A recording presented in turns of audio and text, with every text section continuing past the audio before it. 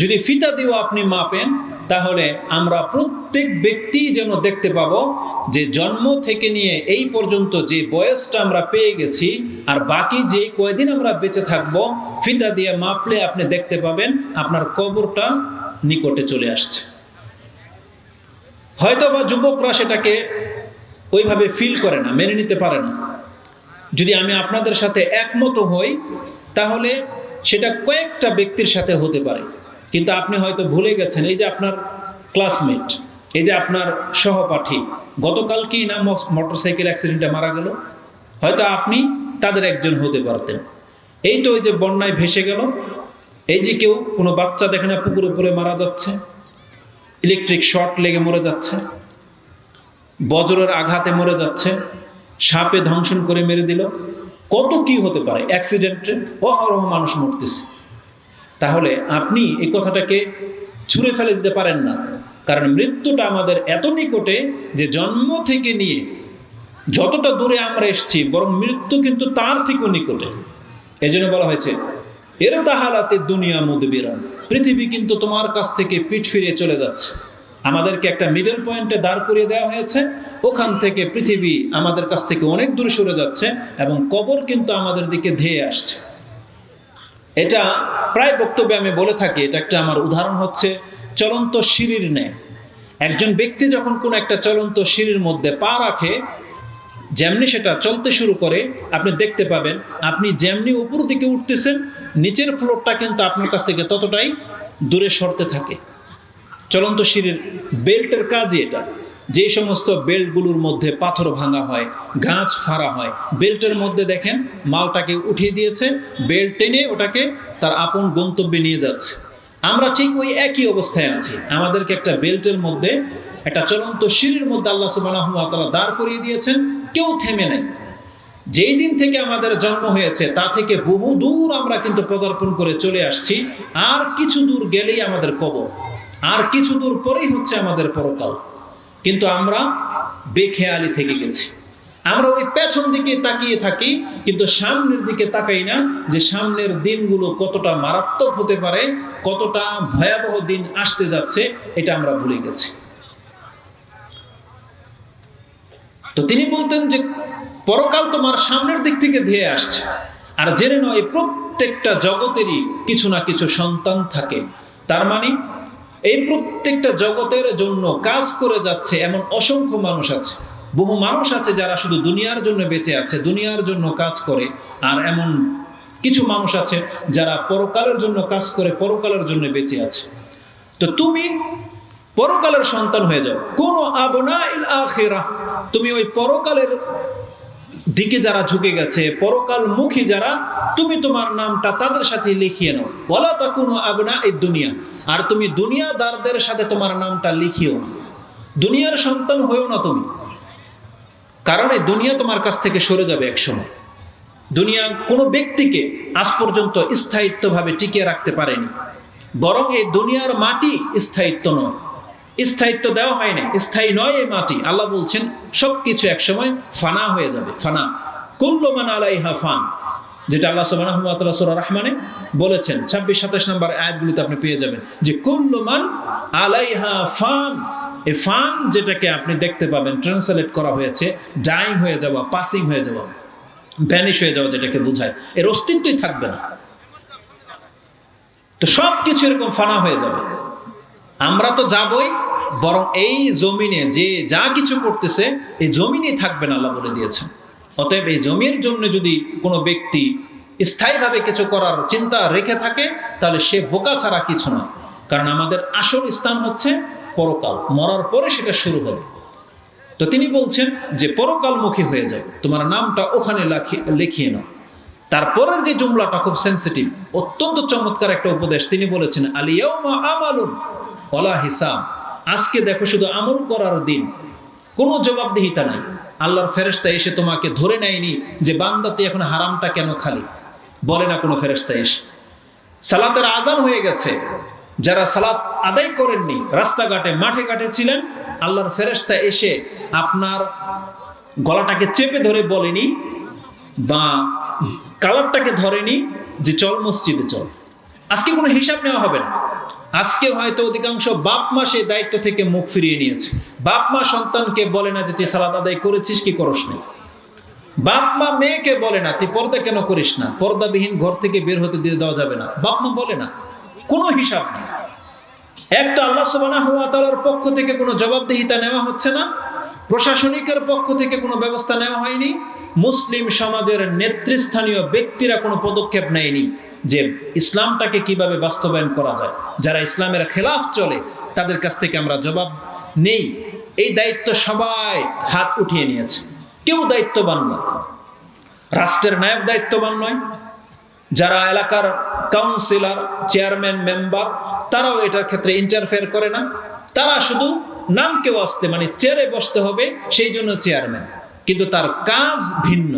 কিন্তু সমাজের মধ্যে পাপ রুখে দেবে, অন্যায়, অনাচার, দুর্নীতি রুখে দেবে, এই চিন্তা ভাবনা নিয়ে খুব কম লোক আছে নেতা হওয়ার ইচ্ছা করে, খুব কম। বরং সে একজন তাদের অন্তর্ভুক্ত যারা এই কাজগুলো করে, সেই চিন্তা নিয়ে সে নেতা হয়। এটা বিধর্মীদের মধ্যে হলে চলতো, কিন্তু মুসলিমদের রাষ্ট্রে বা মুসলিমরা যেখানে অধিকাংশ মানুষ মুসলিম, তাদের নেতারা এমন হয়ে যাবে। এটা আসলে আমাদের জন্য অনেক বড় ধরনের একটা আযাব, এটা বড় ধরনের একটা বিপর্যয়, ফিতনা। এটা আল্লাহ সুবহানাহু ওয়া তাআলার পক্ষ থেকে আমাদের উপরে চাপিয়ে দেওয়া হয়েছে। কারণ আমরা যদি জ্ঞানী হতাম, আমরা যদি সৎ হতাম, তাহলে আমাদের নেতারাও জ্ঞানী হতো, আমাদের নেতারাও সৎ হতো। সাধারণ জনগণ তাদেরও মনে করে যে আমাদের কোনো দায়িত্ব নাই, কিন্তু অনেক দায়িত্ব ছিল আমাদের। কিন্তু আমরা যখন আমাদের দায়িত্ব থেকে মুখ ফিরিয়ে নিয়েছি, এই যে প্রত্যেকটা সেক্টর থেকে প্রত্যেকের দায়িত্বগুলো প্রত্যেকে কিন্তু ভুলে গেছে। অথচ রাসূলুল্লাহ সাল্লাল্লাহু আলাইহি ওয়াসাল্লামের স্পষ্ট হাদিস ছিল, কুল্লুকুম রাঈন ওয়া কুল্লুকুম মাসউলুন আন রাইয়াতিহি। তোমরা প্রত্যেকেই রাখাল, আর প্রত্যেককে কাল কিয়ামতের দিন তার রাখালি সম্পর্কে জিজ্ঞাসা করা হবে। প্রত্যেকেই রাখাল আমরা। তারপরে এক্সাম্পল দিতে দিয়ে রাসূল সাল্লাল্লাহু আলাইহি ওয়াসাল্লাম এমনও বলেছেন যে মালিক তার কর্মচারীদের রাখাল, কর্মচারী তার মালিকের রাখাল, সম্পদের রাখাল। ওয়াইফ তার স্বামীর ঘরের রক্ষক, স্বামী তার পুরো ফ্যামিলির রক্ষক। এইভাবে আল্লাহ সুবহানাহু ওয়া তাআলার পক্ষ থেকে আমাদেরকে প্রত্যেকটা দায়িত্ব বুঝিয়ে দেওয়া হয়েছিল। কিন্তু আমরা প্রত্যেক সেক্টর থেকেই দেখতে পাবেন সবাই দায়িত্বহীন, দায়িত্ব কেউ পালন করে না।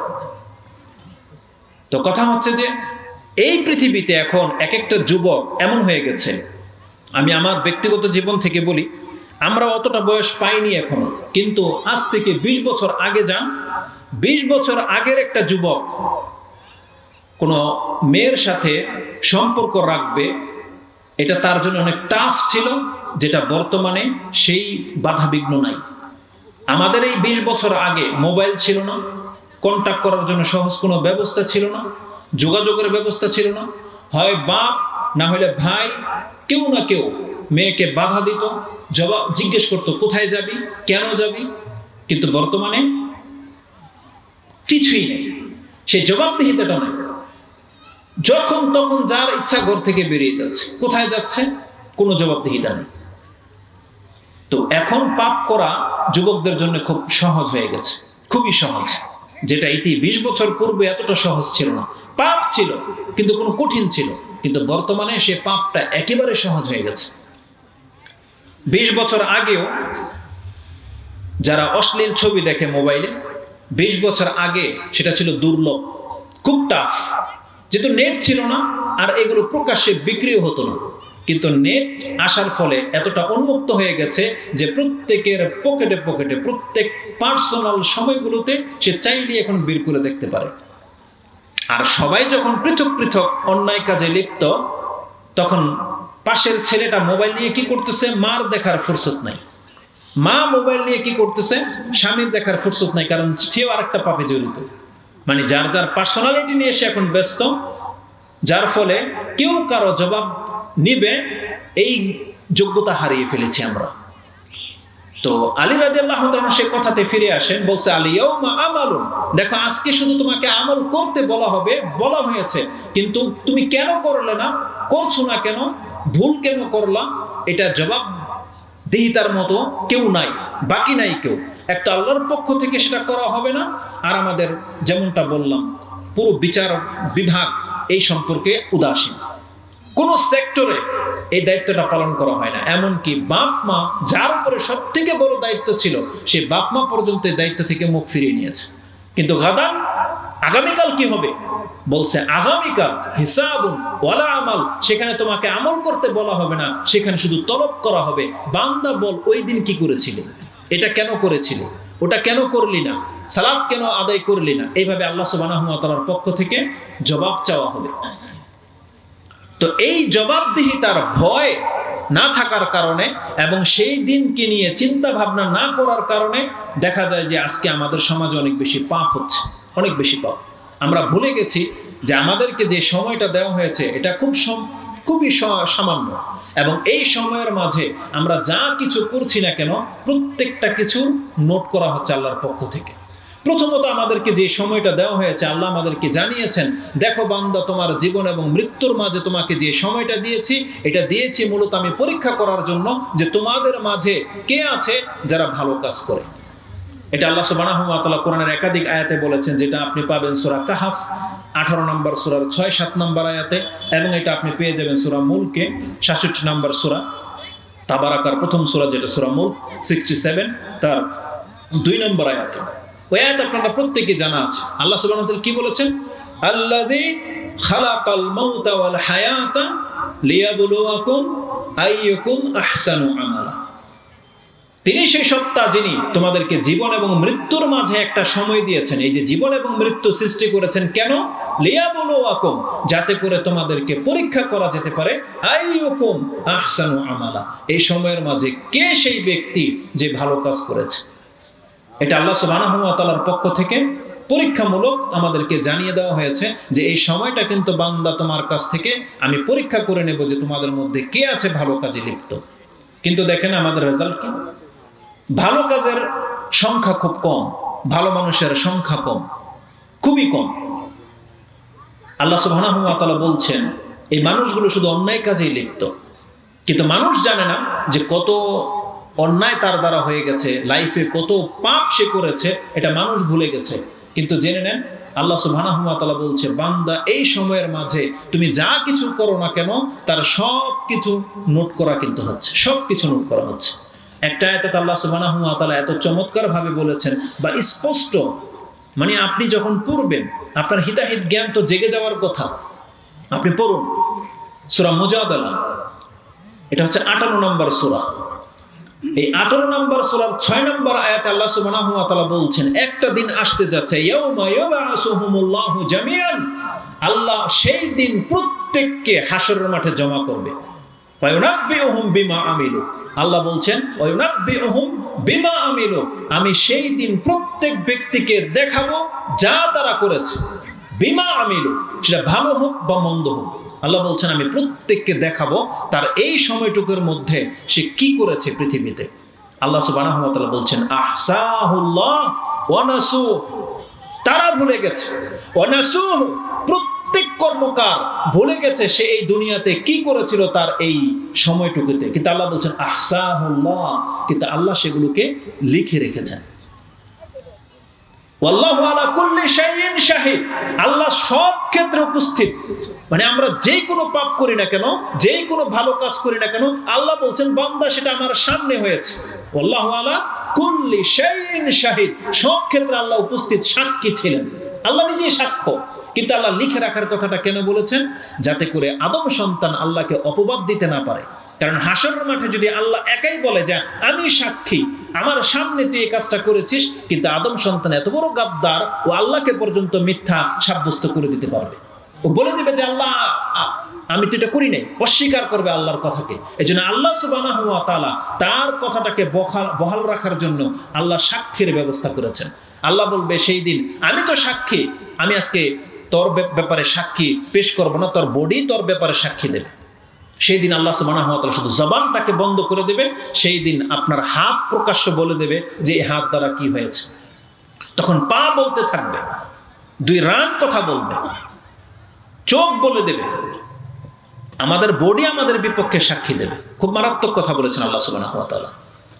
তো কথা হচ্ছে যে আল্লাহ বলছেন আহসাহুল্লাহ, আল্লাহ সেই কাজগুলোকে লিখে রাখতেছেন।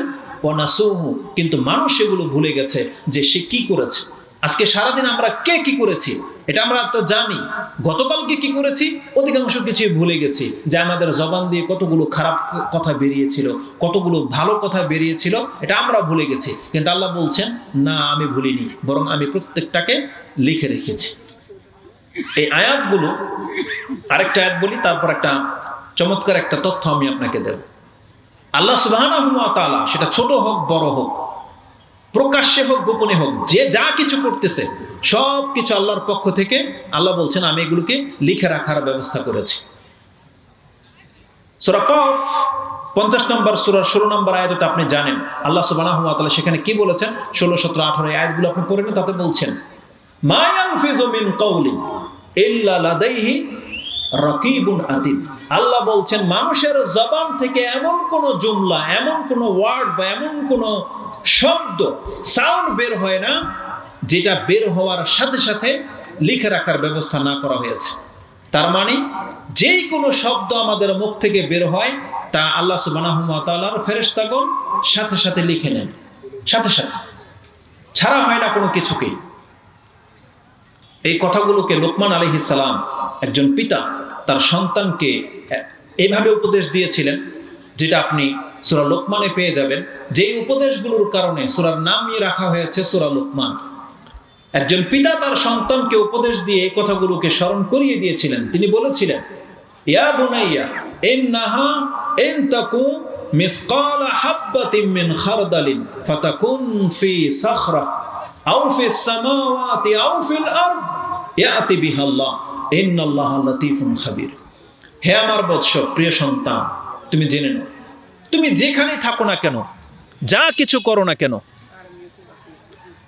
বক্তব্য তো চলবে না, তাই না? কারেন্ট গেলে তো বক্তব্য চলবে না। জি। আর এর মধ্যে জেনারেটরের ব্যবস্থা করা হয়নি।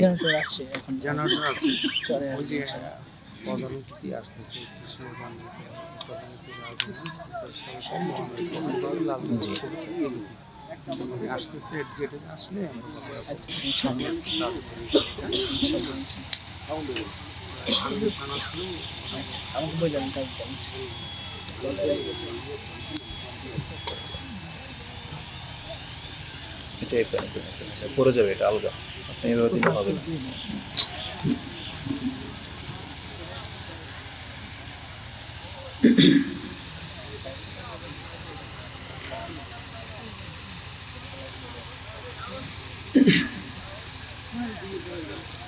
আমার কথা কি বুঝতে আপনাদের কোনো কষ্ট হচ্ছে?